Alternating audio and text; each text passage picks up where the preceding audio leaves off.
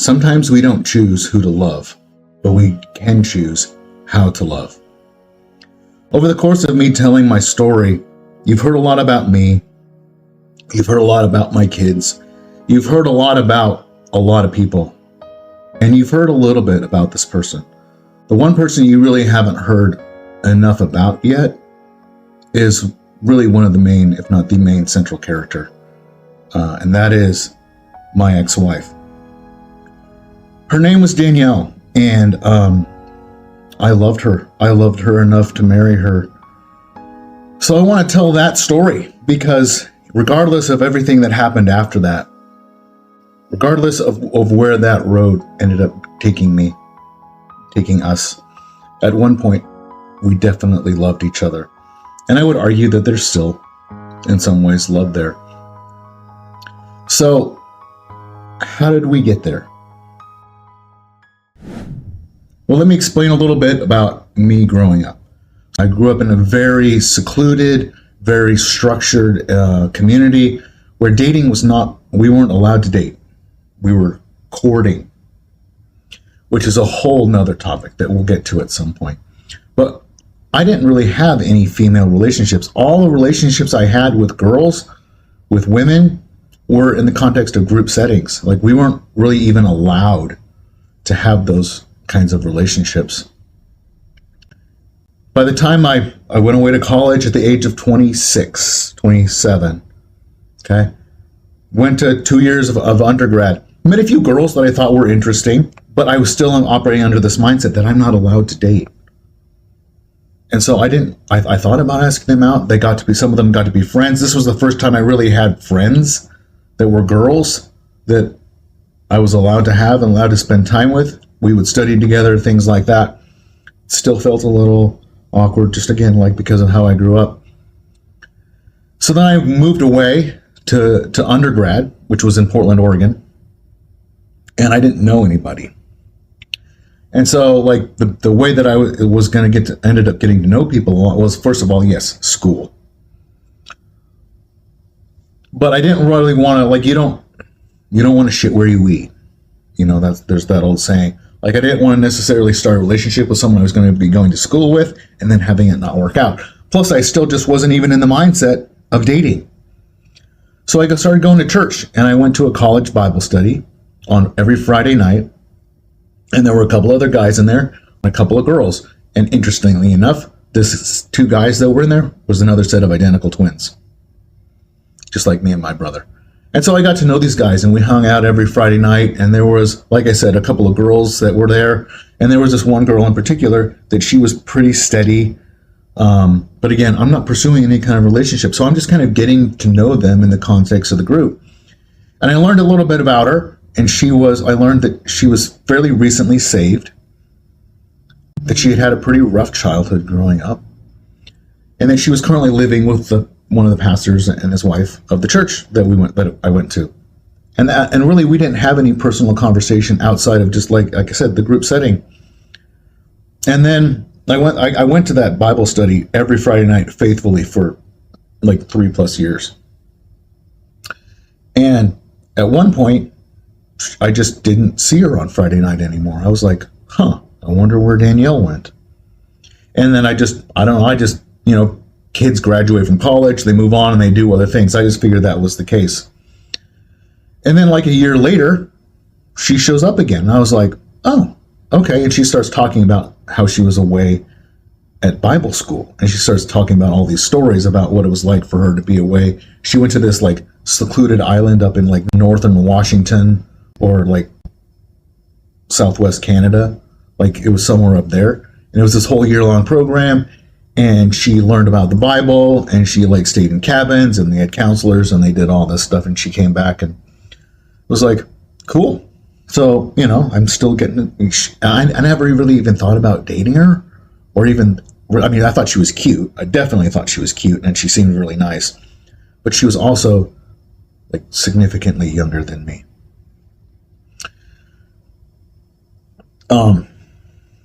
But definitely cute.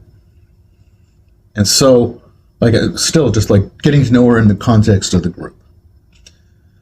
And then one night, Well, first of all, let me lay some context. I got to my third. I was about halfway through my third out of 4 years of chiropractic school, and I was starting to think that I kind of had the school thing handled, and I kind of felt like I'm about to be a doctor. I'm about to go do this thing.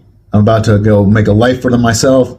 Maybe it's time that I could actually have the capacity, enough emotional extra energy and time to actually think about dating. And interesting note too, there was a girl that I met when I was in undergrad, and she was in the same Bible study as me, and she was studying PT, I was studying chiropractic, so we were kind of studying the same thing. She used to come over to my apartment and we would study together, we'd hang out together. We were part of the same like youth Bible study thing, so like there were activities and stuff that we did together. So I got to know her pretty good. When I moved to Portland, like a year later, she moved to one of the suburbs of Portland to go to PT school, and we hung out a couple of times. Her name was Christy. Super nice. She's still a super nice person. I kind of know her still a little bit. But like we had gone to the movies, we had gone out dancing, but never really like thought about, like we had never discussed openly that we were dating or anything like that. Looking back on it, she was probably looking for that for me. I was so in this mindset of not dating and that stuff is not okay that I just didn't even know how to think about it. So there was her. She was on my mind. And then there was this, and then, so yeah, just edit this so it makes a little bit more sense. So there was Christy that I was thinking about the potential of asking out now that I'm in this place. And then something happened. Our church used to meet in an elementary school gymnasium. And so every Friday night or every Saturday night, we'd go in there and we'd take down all the stuff from the elementary school gymnasium, and we'd set up our chairs, we'd set up our sound system, we'd set up rugs, and we'd do this whole thing. And we did it by teams. And oftentimes we'd go in there, we'd have to set up for an hour or two, and then like we'd go do something social. Well, this one particular night, me and this one other couple, older married couple, and the married couple where this girl lived, Danielle lived, and Danielle, it was our team. We were on the same team, and we showed up, and we were supposed to set up the church that night. And so after we were done setting up, it's like, hey guys, let's go to this place and get dinner.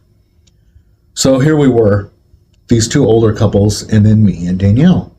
And because these two were couples, they sat across from each other, and these guys were couples, so they sat across from each other. So it ended up being me across from Danielle sitting together at dinner. And we ended up having a really nice conversation. I'm still like in this mindset of like, hey, I'm kind of open to the idea of maybe dating, and my brain started to go, I wonder. The next morning at church, I was sitting in the back running the sound system, as I still do and as I have been doing for years. But anyway, so this couple where she was living, the wife comes up to me and says, Andrew, I got something I want to tell you. And I was like, okay, what's up? She's like, well, I bet if you asked Danielle out, she would probably go with you. And I was like, So now I've got these two girls in my mind that I'm thinking about asking out.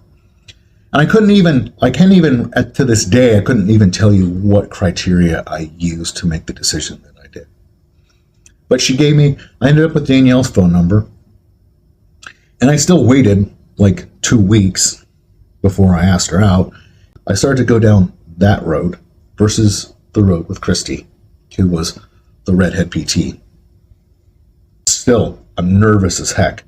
And I waited about 2 weeks, and I can't remember exactly what I said, but it wasn't exactly like, hey, do you want to go out on a date with me? It was more like, hey, what do you think about maybe going to the movies? And she's like, okay. And so we made this arrangement for us to go to the movies. like that weekend, I got dressed up. I made sure to take a good long shower. I was nice and clean. I put on some stuff that smelled good. I think I bought a new shirt. And I went to her house and I picked her up to go to the movies. And so we went to the movies, and for whatever reason, I'm generally not a real talkative. Like, if I'm just getting to know someone, like, usually I kind of let them lead the way. But I was super forward. I was super just like engaged in the conversation, like going to the movie, even during the movie, following the movie. I noticed that she looked good, smelled good, all that stuff. So I took her home and I walked her to her door. I said goodnight, the whole thing, right? So like a week later, my dad had paid for a graduation present for me because I was in my 4th year now of school and I was getting ready to graduate. He had paid for me to go to a conference with him in Orlando, Florida. That was about medicine and natural healing and stuff like that. So he paid for this was his graduation present to me. He paid for my airline ticket, he paid for the hotel, he paid for the conference for me. And I went down there and I hung out with my dad for a few days.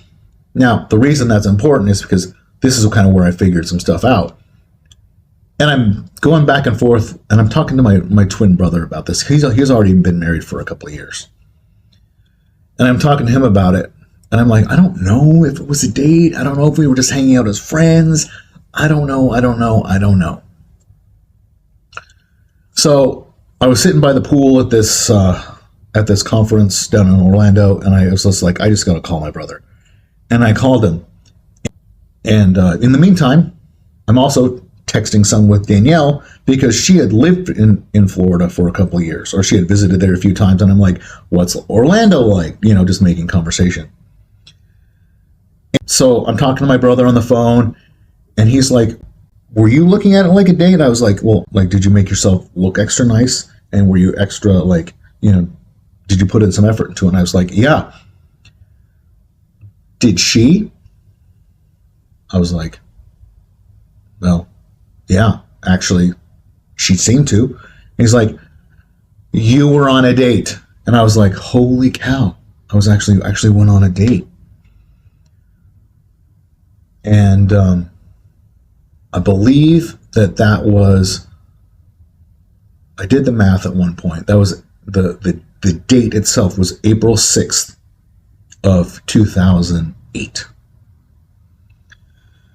And so I get back from Orlando, and like we're still talking, and I can't remember what our second date was, but at one point she invited me over. A couple, they were out of town, they were out for the evening, and she invited me over, and she made me breakfast for dinner, which breakfast for dinner is like the way to my heart. So she made like scrambled eggs and pancakes and hash browns and all of this stuff, and we sat out on the back patio, and she made this really nice dinner, and I was like, I guess I'm in a relationship now.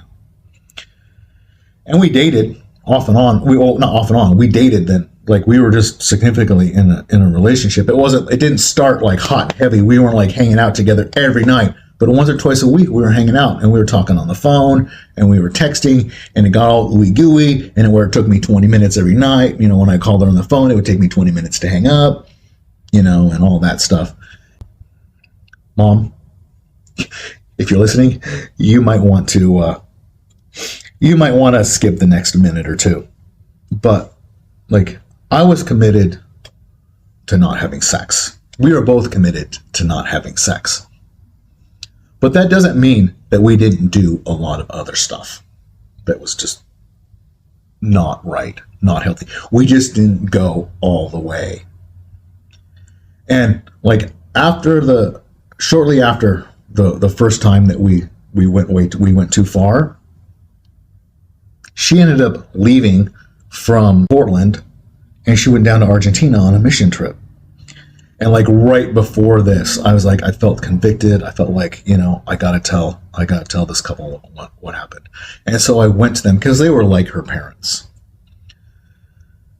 And I told them what happened, and like they asked me about it, and they're like, we're gonna be keeping a close eye on you guys, and we don't want this to happen again, but we're not gonna tell you guys how to stop. So she was off on this mission trip, and we're messaging, we're emailing back and forth, and all. She couldn't really text because she's in a different country. But it just went on like that. And fairly early on, another significant event that happened early on is we had taken the Max, which is the electric train down in Portland. We had taken it down, and we had gone out to dinner or something, and we'd taken the Max back. And she's like, Andrew, we've been dating for a little while now, and I just there's something that I really, like, I feel comfortable telling you, and I feel like I need to get it out of the way. And she went into some of the horrendous things that happened to her in her childhood, how she was physically and sexually and emotionally abused significantly by members of her family as she was growing up. And she told me about the prior sexual relationships that she's had, and how she was promiscuous, and how she had had issues with this stuff in the past, but that Jesus had redeemed her, and now her life was moving in the right direction. And so I felt like this was one of those turning points in our relationships. It happened fairly early on, and I was like, oh, okay. Kind of red flags, but at that point in my life, I didn't understand as much about red flags as I do now. And I thought that she had taken care of it. I thought when people confessed their sin and repented and they moved on, Jesus healed them and they were able to get better and move on. And so, I was really super thankful, and it really drew us close. And it was the first time in our relationship where I really felt like things were really cemented, like this is a thing. And I'm starting to talk to my mom about it, and I'm starting to talk to my brother about it. And I won't get into all the details of our relationship because there's a lot more. As you can imagine, we started dating April 6th of 2018. We got married June 27th of 2009. A lot of crazy, interesting things that happened in there. A lot of things that, looking back now, should have been red flags. But I was in love. I felt like I was in love for the first time. And because I didn't really have any of the preparation growing up, I didn't have any history or experience with relationships, I thought that this is just the way that they were supposed to go. Like, you deal with these things, you deal with these difficulties, you deal with stuff in people's past, and you move on and you keep going forward. And if God puts the right person in front of you, right, you're supposed to marry that person. Because the whole thing about where I grew up, it wasn't just that we weren't supposed to date. It's that you're not really supposed to even engage in a relationship with someone unless you feel like they could more than likely be the one that you're supposed to marry. So I had that in my mind. So I'm like, I started a relationship with this girl, and compound that with the fact that we had screwed up sexually. It created this bond. So I thought that I was duty bound to stay with her, even with the red flags that I saw. I thought, these are just things that I'm supposed to work through. This is the way relationships go, because I didn't have the experience. So like I said, we ended up off and on, like we almost broke up a few times. There were some other things that were pretty significant as far as the relationship goes, but we got married. So I graduated from chiropractic school in 2008. I got married in 2009. We had our first kid in 2010. We had our second kid in 2011, and we had our third kid in 2012. So it was a busy, busy time. And over the course of all those years, yes, we had some difficulties in our marriage. We had some difficulties in our relationship, but we loved each other. Was I the greatest leader? No. Did we make a lot of mistakes? Yes, but we loved each other. And eventually, you know how the story turned out. So I don't even know exactly what the message is. I just want to tell you the story. I want to tell you, I don't want you to get the idea that my ex-wife was only some wicked, evil monster. I met her, we fell in love, we got married, and we had 3 beautiful children together. And then things went sideways. but she gave me the greatest gift of my life outside of my salvation in Christ, and that is my 3 children. And so I'm forever thankful to her for that. And there's a piece of me that still loves her, and there's a piece of me that really, like, Danielle, if you're out there, I still pray for you. I still want you to get your life together. I still want you to surrender completely to Jesus and be able at some point to have a relationship with your children. So if this resonated with you at all, share your story down in the comments, or reach out to me on my social media. Send me a DM, like the video, comment in the video, share the video, and I hope this encouraged you. I hope it had some kind of purpose, and I'll be talking more about her in the future. For now, God bless you all, and God bless you, Danielle, wherever you may be. So if you like this content, please give it a rating, a review, and share it with your friends. Also, if you'd like to learn a little bit more about me and what I'm all about and what I can maybe do for you, check out my website at thedangerousgentleman.org. That's thedangerousgentleman.org. Thank you for listening.